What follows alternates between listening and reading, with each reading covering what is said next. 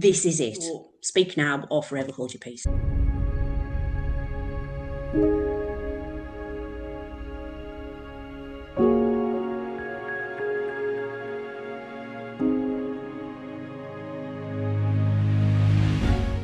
I'm joined by Donna Stewart and Sean McKinnon this morning to talk about the Hands Off Our Hills campaign. And ladies, it's a big weekend coming up because you want people to be busy this weekend, don't you? Yes, we do. There's a community meeting coming up on the 30th. What do people need to do before then? We have the opportunity, all of us, everybody and anybody that objects, is going to have an opportunity on the 30th of June in the evening at the McMillan Halls to be part of the community hearings for the public inquiry into Glenvernoch wind farm.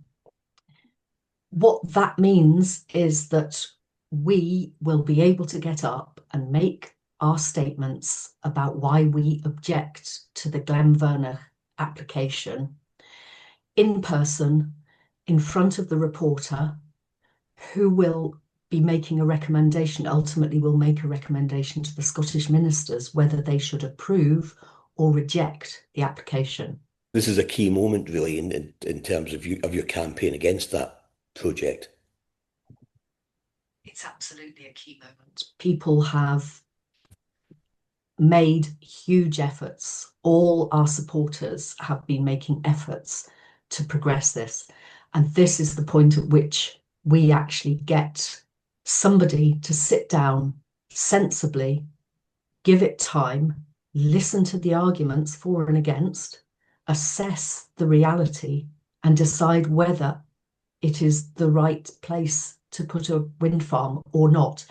And that report will go to the Scottish ministers. And how can people submit their comments? What do they have to do? So you need to put what you plan to say in writing. It doesn't have to be the whole thing. It can be just key points that you will use to then make your speech, as it were. We probably have between 3 and 5 minutes each to say what we want to say. So your submission that needs to go to the DPEA by 5 o'clock on the 23rd of June needs to either be word for word what you're going to say or key points about the issues that you want to raise. And that can be done in two ways. That can be either submitted to Laura Walker at the DPEA automatically yourself, or you can send it to Hands Off Our Hills and we can submit it if you don't plan to be the one to stand up and say it. So if you would want somebody else to read your statement, send it across to Hands Off Our Hills. We will submit it and we'll make sure that somebody else is able to stand up and read out your statement. If you were able to attend the meeting and stand up and say it yourself, fantastic. We would love for you to do that. And you can either submit it to the DPAA or you can let us know and we can do it for you. And are there email addresses that people should send them to? Yeah, so we'll include a link in the comments at the bottom of this, which will have Laura Walker's email in. That's excellent. Just to let people know how simple the statements can be. This public hearing isn't about to debate the issues. We've already put our objections in and there are already very good grounds in respect of the reasons we are objecting. It's an opportunity to say those things out loud again. So actually, it could be 3 sentences. You know, my statement is going to be very short because we don't each have much time. I've submitted my reasons in the objection. The reporter has seen that. So really, the most important thing is that the reporter understands how many people in this local community are concerned. It can be 1, 2, 3 sentences or a couple of paragraphs at the most. It's not complicated. And we don't have to go into details to show that we're really concerned. Stuart, that's also really important why we want people to attend the hearing. Even if you don't plan to speak, even if you haven't submitted an objection at the time, if you feel strongly about this development and feel that this is not the place for it, come along. just being there shows the strength of community feeling about this. And it's really important that we have a full hall. The more bodies in the room, the better, basically. Yes. But this isn't just about the visual impact. This isn't just a cosmetic thing. I mean, there are quite serious environmental implications to what's being planned as well, aren't there? It's massive. Go on, Sian, I'll let you go. Absolutely. It doesn't make sense on so many environmental levels. We have experts presenting the case why it doesn't make sense in terms of energy policy, government policy, or planning. But further than that, the Electricity Act obliges developers to take into account the consequences and the damage that any development to produce energy would have on the local environment. So we're talking about issues about water, about flooding, about peat. We're talking about issues of river courses. We're talking about biodiversity. We're talking about the natural environment and the destruction that would cause. And none of these things, once they happen, can be made better.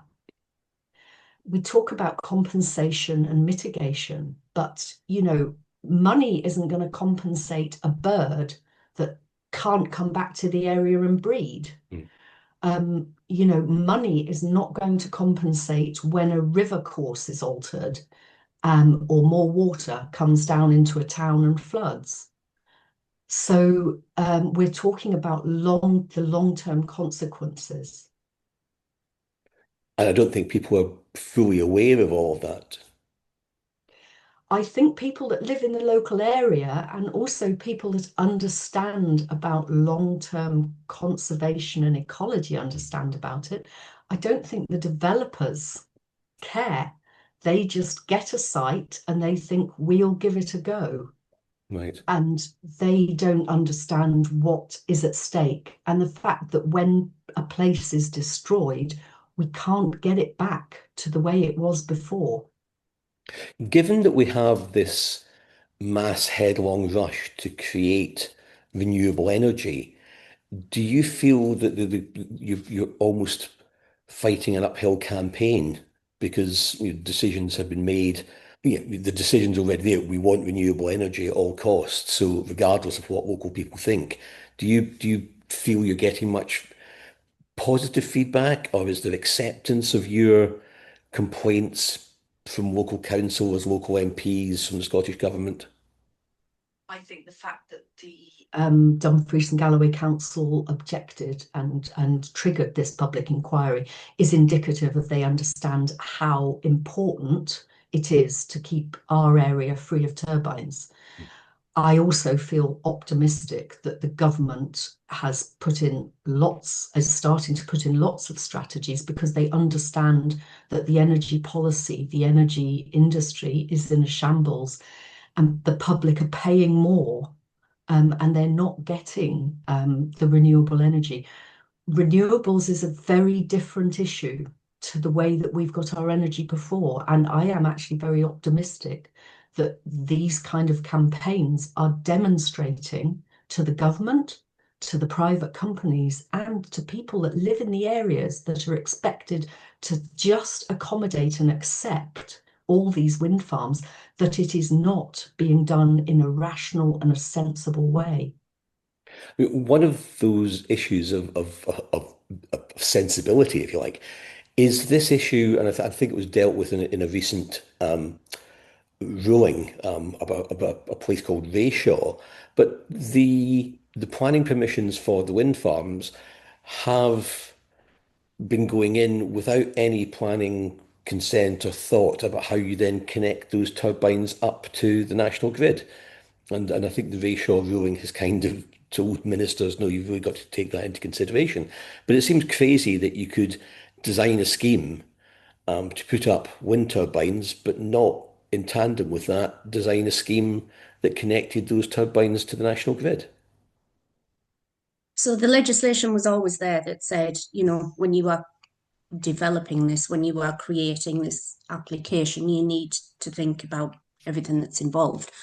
And for whatever reason, that legislation has been glossed over and applicants have been able to what they call salami slicing. So they'll submit the turbine plan and down the line they'll submit the grid connection plan. But actually what the Ratio ruling has said is salami slicing isn't right. You need to consider the whole project and the environmental impacts that that entire project has. And that needs to be presented from the off. Maybe not in massive detail, but you need to have given consideration to the environmental impacts of everything right at that start. So the Scottish ministers have written to all the applicants that are currently ongoing and said, how do you think this Ratio ruling affects you? And Energy Contour, in terms of the Glenvernoch development, have said, yeah, okay, we'll look at it. And they have, it is difficult for them, and we recognise that it's difficult for them to be so precise about the grid connection, because at this point in time, it is 10 years away. And it could go into Newton Stewart, or it could go up to Pinwarry. And depending on which path it takes will depend whether it's overground or underground. So Energy Contour have given some detail. It could do this, it could do that, but have not given a detailed environmental impact assessment about it. And I think it could be more detailed than it is. And certainly that's one of the points that we pick up with them is, well, you've given us very little detail. You have at least accepted that it needs to be considered, but you haven't considered worst case scenario. You haven't really thought this through. And it has a massive impact right across the board on all applications, because when you see the level of detail really that should be included, all of these applicants should be going back to the start and reassessing the whole thing. Because if you're going to put overhead lines across a, 5-kilometre stretch, that's a lot of land that you're covering with pylons and lines, and the environmental impact on that area. So you could have 10 different landowners on there who perhaps didn't object to the initial turbine site, but now they're going to have their fields ploughed up. Yep. And so in order for everybody who might be impacted to be fully informed, this really needs to go back to the start. But of course, that would cost developers millions, and so that's not happening. So it seems like it's a bit of a halfway house. What do you think about this ruling? How do you think it affects your application? What can you say about it? And it will be down to the reporter of each public inquiry to decide whether it's been enough information produced. So it's very much up in the air. I think we're probably one of the first cases of public inquiry after Ratio. And so it's very much a suck it and see what happens. Okay. So next week, you want people's submissions. The following week, there's the public meeting. When is the actual public inquiry going to take place? Do you know that yet? So the public meeting is part of the public inquiry. That's part of the public inquiry. So okay. It's all that week. So there are sessions that are very technical to deal with policy and the landscape and visual impact assessment. And we've got part of our team who are experts in those areas who are representing us at those things. Members of the public can go along and sit and listen. And if they have an interest, we would absolutely encourage that. But it will be of a technical nature. Shan, you touched earlier on some of the wider environmental issues. Can you, I suppose, offer a list? What are the key points people should be thinking? What are the key areas of damage potentially?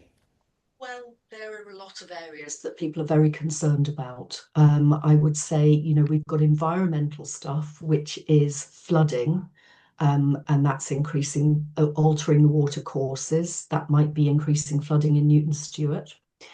We have issues of very precious and rare habitat in this area. We have ancient woodland, we have the Cree Valley, the River Valley. It supports a lot of birds, a lot of bats, a lot of mammals. We support a lot of protected and rare wildlife in this area. We can't afford to lose that. We have issues of tourism. We have an economy that is, for the lot of the local people, is based around tourism. If this gets covered in wind turbines, people will not come to this area. And, you know, we won't have an income as a community. We will lose our income. We've got dark sky status. That is international. So that may be lost. There are many issues. People will know the issues. Our people that support us will know the issues. That's what we need them to reiterate and speak out loud and stand up. Excellent. And we will put the necessary email addresses in the notes under this, and also your website, of course, will put details of that. And if people want more information about what you're doing, because you've been going since 2023, I think. Yeah. So if people want to find out more about what's been going on in that time, then they can visit the Hands Off Our Hills website. Or find us on Facebook. We've got a private group, which is where a lot of the technical stuff gets discussed. And then we've got a public page, which anybody can view. The community hearing is the important bit, because that is where you hear how it really affects people here on the ground. And you get to say, this is not right for this reason. And we really can't underestimate how important it is to get the submissions in and then turn up at the meeting and have your voice heard. This is your only opportunity. After this, it's a done deal. So whatever decision comes out of this, unless something was really legally wrong and there was a judicial review, but hey, we haven't got the money for a judicial review. This is it. So speak now or forever hold your peace, essentially.